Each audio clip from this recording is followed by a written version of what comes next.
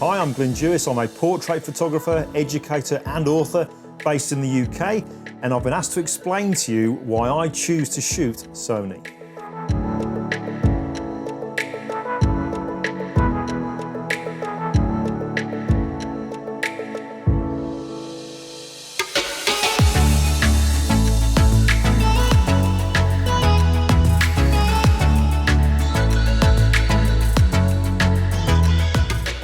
Okay, so just to give you a super quick rundown of who I am, I'm a portrait photographer currently touring the UK photographing our surviving World War II veterans in a project called 39 to 45. But before I even picked up a camera, I started out as a retoucher and worked on programmes such as The Apprentice, Most Haunted, Great Expectations and Miranda Hart. I'm fortunate to travel the world to teach photography and post-production at conferences, events, and I'm super proud to say I'm a best-selling author. Now, I got into photography, if I'm honest, between us, because I got sick and tired of people thinking there was a make this meh picture look amazing filter in Photoshop. So I decided to take more control and for me to take the pictures. I started out with Nikon, moved away because tethering was limited, moved to Canon because my friends at the time were using them, but then moved to Sony. But why was that? Well, initially, because when editing my pictures, and I kind of know what I'm doing when it comes to editing, I noticed that my Canon files were breaking down, especially in the shadow areas, the more and more layers that I added during the colorizing. Long story short, a friend of mine sent me a Sony file and I was sold because I kept on adding layer upon layer of colorizing and the Sony file just kept on taking it. No breaking down, no artifacts, no nothing. So that for me was done. It was a done deal. Sony, for me, was clearly fit for purpose. It suited my workflow. But it was only once I got it and really started using it in all kinds of different environments that even more reasons justified for me that I'd made the right decision.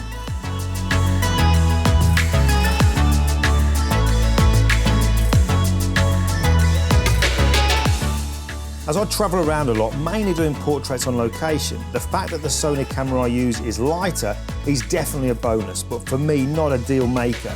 However, it's the detail I get which totally blows me away, and this is so easy to see in the close-up portraits I take. Wide open at f2, which ordinarily would be a real challenge to nail because you could very easily get an eyelash sharp, but not the eye. Focus peaking, obviously now with the eye focus, it's insanely good. And to couple that with a G Master lens like the 85mm that I use for these close-up portraits, it is really incredible. I've literally lost count how many times I've been asked what medium format camera I'm using because of the look, shooting wide open and nailing the focus on the eye, then everything else going out of focus. I absolutely love it.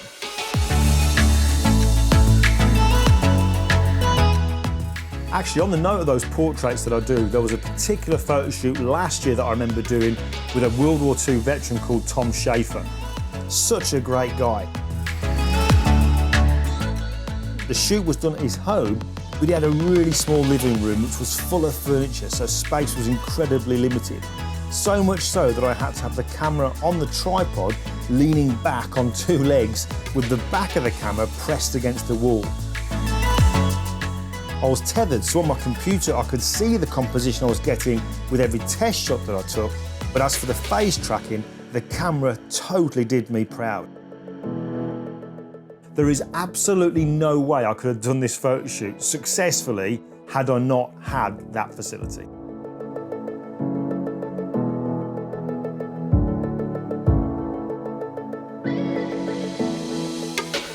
Something else I love about the Sony is that being a mirrorless camera, I know what I'm going to get pretty much before I press the shutter. Being able to see the scene, make adjustments and see the changes in real time is a dream. No more chimping, no more test shot after test shot. I'm pretty much on the money from the start and that gives me so much more confidence and trust in the kit that I find myself more relaxed during a shoot about the technical, which means I can do what ultimately I should be doing, engaging with the person I'm photographing so as to ensure I get the real them, if that makes sense.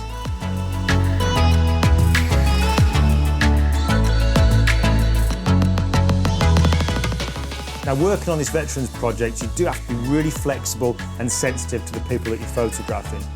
There's been quite a few times that I've come across people who are in their late 90s that are still to this day suffering with PTSD.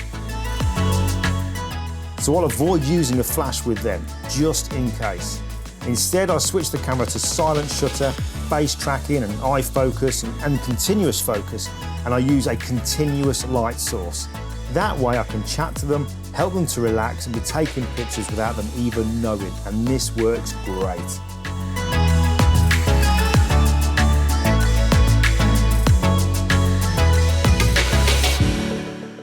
Now, because of the kind of work I do and also being an educator, I do a lot of work with video, and I use Sony for this too because of the tracking mainly. It's almost like having another person there when you can just turn the camera towards you and just know confidently that it's tracking you and you'll be in focus. Great for using as a webcam too when you're live streaming on YouTube, Facebook or Zoom.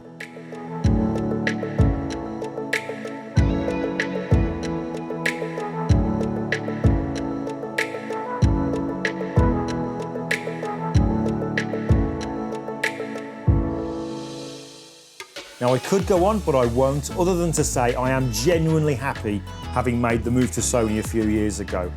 I've kind of quickly learned in this industry that one of the things you have to have is trust, and it can take a long time to build trust up, but it can be gone in a second. And that's why I'll only recommend to people the things that I genuinely use and I'm genuinely happy with. And I am genuinely happy with the Sony. It's allowed me to do, certainly since the beginning of 2019, with the kind of portraits I'm doing and some of the really challenging environments I find myself in, it's allowed me to get those shoots done, which I think maybe I could not have done before, or if I had done, there would have been a lot more of a challenge. And maybe I'd have had to sacrifice something about that particular shoot. But no, I am very happy. Sony does what it does it really, really well, and it is, for me, definitely fit for purpose.